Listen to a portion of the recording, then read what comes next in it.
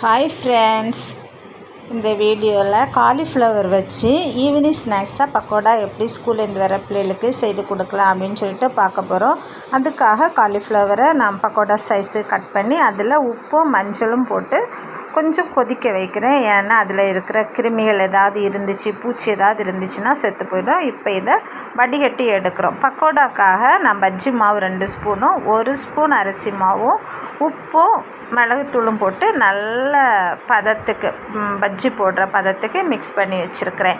இப்போ கடாயில் எண்ணெய் ஊற்றி எண்ணெய் சூடானதும் இந்த பஜ்ஜி மாவுலேயே காலிஃப்ளவரையும் மிக்ஸ் பண்ணி வச்சுருக்கிறேன். இதை எண்ணெயில் போட்டு பொரித்து எடுக்க வேண்டியதான். பாருங்கள், இந்த பதத்துக்கு நம்ம மிக்ஸ் பண்ணி வச்சுருக்கணும். இப்போ எண்ணெய் காய்ச்சி காலிஃப்ளவரை போட்டு நல்லா 2 சைடும் திருப்பி போட்டு பொன்னிறமாக வேக வச்சு எடுக்கணும். அடுப்பு மீடியம் ஃப்ளேமில் வச்சா போதும். ஹையாக வச்சோன்னா உள்ளே வேகாது. பாருங்கள், இப்போ நல்லா வெந்துச்சு. இதை எண்ணெயிலேருந்து வடித்து எடுத்துட வேண்டியதான். சூப்பரான கிறிஸ்பியான ஒரு காலிஃப்ளவர் பக்கோடா ரெடி.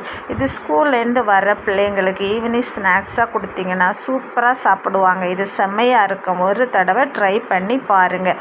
வீடியோ பிடிச்சிருந்தால் லைக் பண்ணி ஷேர் பண்ணுங்கள். Thank you, by.